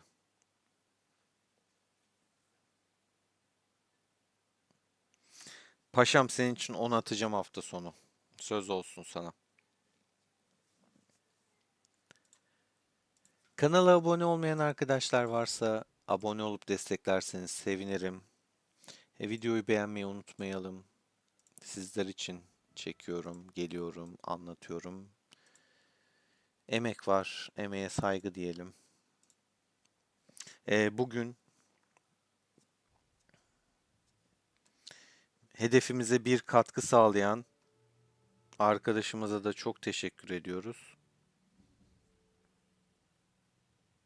Umut'cum çok sağ ol. Hala burada mısın bilmiyorum ama bir tane hedefimize katkı sağladığın için çok teşekkür ediyorum sana da. Kendinize çok iyi bakın arkadaşlar. Görüşmek üzere. Bu ölüm grubunda bu arada yorumlarda şunu yazın mutlaka. Çok merak ediyorum çünkü ben de bizi nereye koyacağımı bilemedim. Görkemli'de hangi krallık nerede bitirir? Yorumlarda buluşalım ya. Ben de çok merak ediyorum. Hani eee, hatta şöyle bir şey yapacağım. İddiayı bütün erkekler sever. İlk 4 sıralamayı doğru tahmin edene, bakın 4, 3 demiyorum, 4 işi zorlaştırıyorum.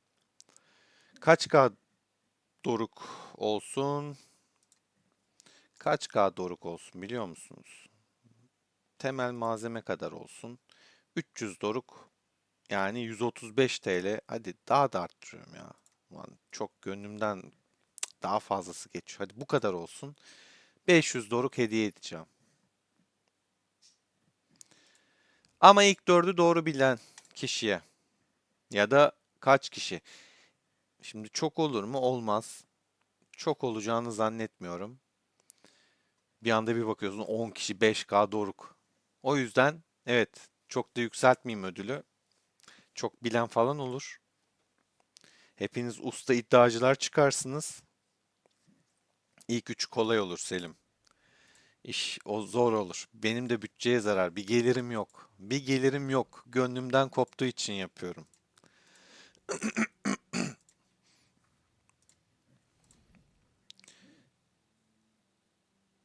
Serkan yoruma yaz. Buradan silinecek çünkü. Yani yayını sonlandırınca gitmiş olacak. Yorum olarak mutlaka yaz. Dursun. Sen 40 demişsin, 9 demişsin, 5. Hatta şöyle tekrar açıyorum. Ben de 40'ı birinciliğe koyarım. İkinci 9 aktifliği çok fazla yani hiç savaşmadan şu puanı yapmak çok zor. Çok fazla kaleleri var ve zaten göç zamanı incelediğimizde 9'a yıldız atmışım. Güçlü bir krallık. O da net. 5 de yıldız, 10 da yıldız, 40 da yıldız. Anasını satayım bütün yıldızladıklarımız göçte bize geldi. Nasıl bir yani eşleşmedir bu bilmiyorum. 34 de var. 34'ü de unutmayalım.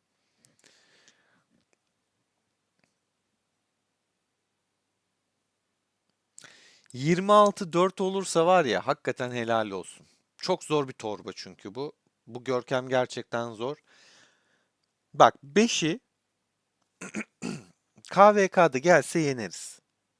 Aktifler evet şu an puan olarak öndeler ama biz daha güçlüyüz bence. Yeneriz. Krallık 2 bizden önde giden bir yer olduğu için bizimkiler şimdi çarkı yeni yeni yapıyor. Yok onu alayım bunu alayım. Bu adamlar almış bitirmiş ekmeğini yiyor şu an. Önde gidiyorlar. Kaleleri de daha önde yani ama Krallık 2'yi de bilemedim ya. Yok ya bunlar da hiç kaybetmedi bu arada ama tabii kendi aralarında kapışıyorlardı. Hiç görkem kaybetmedi diye biliyorum ben Krallık 2'yi. 40'ı 1'e koydum. 9'u 2 desek. Sen 5'i 3 yapmışsın. Ben 5'i 3 görmüyorum. Ama tabii ki esas kritik noktayı kaçırıyoruz burada. KVK strateji olarak hepsinden en üstünüz bence de. O konuda netiz. Serkancığım sana güveniyorum. Ama gözden kaçırdığımız ve çok önemli bir nokta var. Şafak ve harika. Bu yıldızı görkemin en çok puanı oralardan sağlıyorsunuz arkadaşlar. Şafak ve harikada da ittifaklarda bitiyor iş. Baba şöyle ittifaklara bakınca beşin ittifakları bizden daha iyi. Beşin ittifakları daha iyi bak. O da net. O yüzden 5 bizi geçebilir.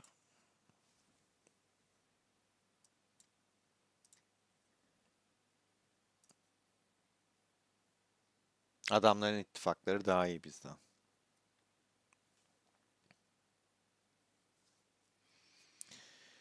Bilemiyorum. Dediğim gibi yorumlarda buluşalım. İlk dördü doğru tahmin eden kişiye ya da kişilere sınırlama şu an koymadım. 499 doruk hediye. Bilginiz olsun.